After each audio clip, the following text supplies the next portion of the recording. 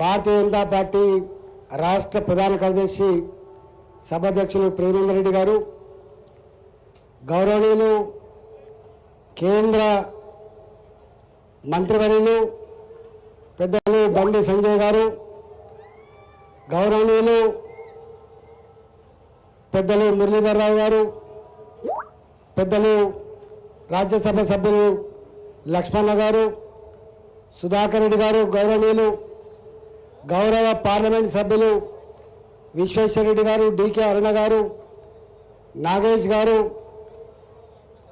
రఘునందన్ రావు గారు, గౌరవ శాసనసభ్యులు వెంకట్రామరెడ్డి గారు, రాకేష్ రెడ్డి గారు, ధన్పాల్ సుననాల గారు, హరీష్ రావు గారు, రామారావు పటేల్ గారు, గౌరవ ప్రజాప్రతినిధులు, పార్టీ వివిధ హోదాలు ఉన్నటువంటి నాయకులకు, సహచర కార్యకర్తలకు, మీడియా మిత్రులకు అందరికీ పేరు పేరున నమస్కారం. ఇప్పటికే పెద్దలంతా కూడా ఎన్నికల ముందు రేవంత్ రెడ్డి వచ్చేది కాదు, ఇచ్చేది కాదు, గుట్టకు తాడు కడదాం, పోతే తాడు పోతుంది, వస్తే గుట్ట వస్తుంది, ఒడ్డెక్కేదాకా ఓడమల్లప్ప, ఒడ్డెక్కినాక బోడమల్లప్పలాగా ఇవాళ సంవత్సర కాలంగా ఆనాడు ఏం మాటలు చెప్పిండో, ఇవాళ సంవత్సర కాలంలో ఏమి అనుభవమైందో ఎవరు చెప్పాల్సిన అవసరం లేకుండానే ఆనాటి రేవంత్ రెడ్డి మాటలని, ఈనాటి మాటలని, చేతలని సెల్ ఫోన్లలో బేరీజు వేసుకొని చూస్తున్న విషయం అందరి తెలంగాణ ప్రజలందరూ కూడా అర్థమైంది. వక్తలందరూ కూడా ఆ మాట చెప్పింది. ఇవాళ పరిస్థితి ఏంటంటే ఇచ్చిన హామీలు అమలు కాకపోతామా కానీ మమ్మల్ని చల్లగా బతకనిచ్చే చాలంటువంటి పరిస్థితికి తెలంగాణ రాష్ట్రం నెట్టివేయబడ్డది. ఇవాళ చూస్తూ ఉన్నాం, గతంలో ప్రజాప్రతినిధిగా ఉన్నవాళ్ళు ప్రభుత్వం మీద నమ్మకంతో, విశ్వాసంతో పనులు చేస్తే, గ్రామాలలో, మండలాలలో, జిల్లా పరిషత్లో పనిచేస్తే ఇవాళ సంవత్సరంన్నర 2 సంవత్సరాలు అవుతుంది, బిల్లులు రాక ప్రభుత్వం మీద ఉత్తర్వులు రాసిపెట్టి సర్పంచులు చేసిన వాళ్ళు, ఎంపీటీసీలు చేసిన వాళ్ళు, ఉప సర్పంచులు చేసిన వాళ్ళు 50 మంది చనిపోయిందంటే ఈ రాష్ట్రంలో ఈ ప్రభుత్వం మీద ఏం బాగుందో మనకు అర్థం కావాలి. ఆటో డ్రైవర్లు వాళ్ళు కొన్న నాలుకకు మందేస్తే ఉన్న నాలుకకు పోయినట్టుగా 12,000 రూపాయలు దేవుడు. కానీ ఇవాళ 50 మంది ఆటో డ్రైవర్లు సూసైడ్ చేసుకున్నటువంటి దౌర్భాగ్య పరిస్థితి రాష్ట్రంలో ఉన్నది. ప్రభుత్వం అంటే ఇల్లు కట్టిస్తుందని, ప్రభుత్వం అంటే సమస్యలు తీరుస్తానని చెప్పి భావిస్తారు.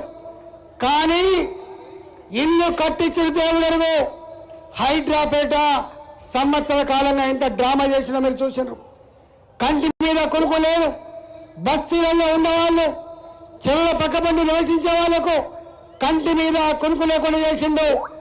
ఏ బస్తీలో ఎప్పుడు బుల్డోజర్లు వస్తాయో, ఎప్పుడు ఇల్లు కొనగొడతా అని చెప్పి బిక్కుమంటూ బతికేటువంటి ప్రజానికానికి భారతీయ జనతా పార్టీ అండగా ఉంది.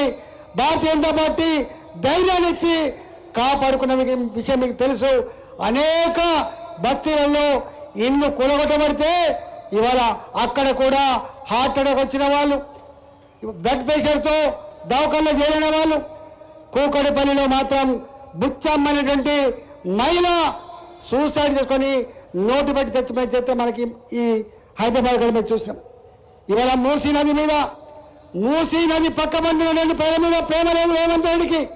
మూసీ నది అటుపక్కకు ఇటుపక్కకు ఒక 300 మీటర్లు బఫర్ జోన్లుగా ఇండికేట్ చేసి కొన్ని 100 ఎకరాల భూములు గుంజుకొని ఇవాళ అదానికి,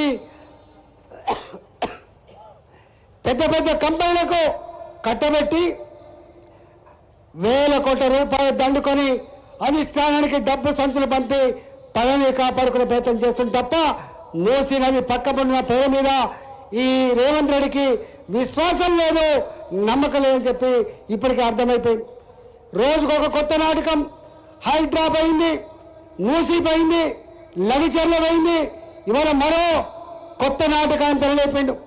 ఆనాడు కేసీఆర్ ప్రభుత్వం దుర్మార్గంగా అసైన్మెంట్ భూములు ఎకరాకి 8 లక్షల రూపాయలు చొప్పున, పట్టా భూములు 18 లక్షల రూపాయలు చొప్పున 14,500 ఎకరాల్ని ముచ్చరలో అక్వైర్ చేస్తే ఆనాడు అదే పార్టీ పాదయాత్ర చేసింది.